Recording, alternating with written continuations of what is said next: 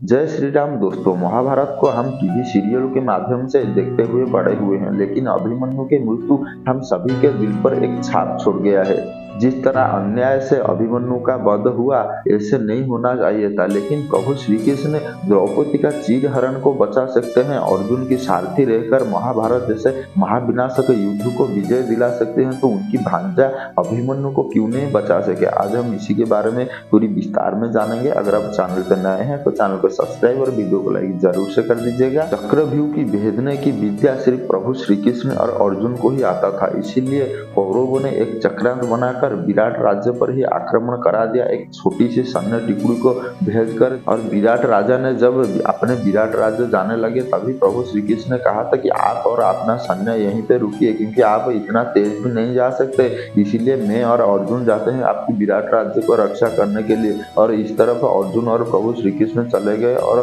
कौरवों की चाल सफल हो गई। और कौरवों ने जब अभिमन्यु की मृत्यु के लिए चक्रव्यूह बनाया था, और अभिमन्यु को चक्रव्यूह भेजना तो आता था, लेकिन उससे बाहर निकलना नहीं आता था।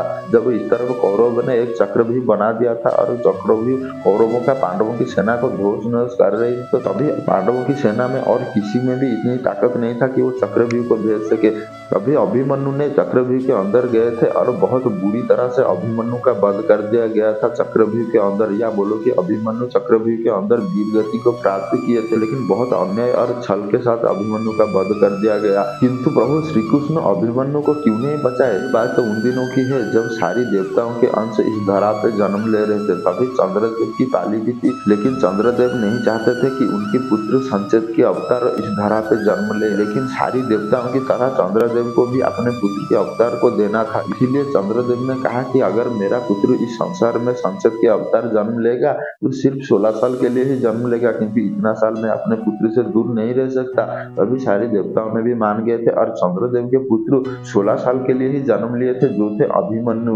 और चंद्रदेव ये भी कहा था कि मेरे पुत्र 16 साल के लिए ही जाएगा, लेकिन इस संसार में ऐसे छाप छोड़कर आएगा कि जब तक ये संसार रहेगा तब तक मेरे पुत्र का नाम लिया जा रहेगा। तो ये बात प्रभु श्री कृष्ण भी जानते थे कि अभिमन्यु चंद्रदेव का पुत्र है, और 16 साल के लिए ही वो यहाँ पर आया है इस धरा पर, और वो नियति को कैसे बा स्वीकार नहीं करते। इसीलिए प्रभु श्री कृष्ण सब जानते हुए भी अपने भांजे को इस चक्रव्यूह में भेजे या उसका मृत्यु होने दिया, क्योंकि नियति को प्रभु श्री कृष्ण भी नहीं टाल सकते।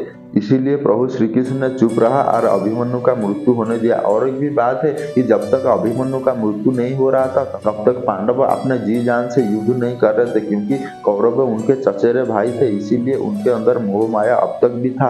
जब अभिमन्यु का बहुत क्रूर से हत्या हो गई, तब जाकर पांडवों ने अपना सही से लड़ा, या बोलो कि अपनी जी जान लगाकर लड़ा, और महाभारत जैसे महाविनाशक युद्ध से विजय पाया। अब आप लोगों को पता चला अभिमन्यु प्रभु श्री कृष्ण के भांजा होते हुए भी उन्होंने उनको क्यों नहीं बचाया। अगर आपको वीडियो अच्छा लगा तो वीडियो को लाइक और चैनल को सब्सक्राइब जरूर से कर दीजिएगा। जय श्री राम।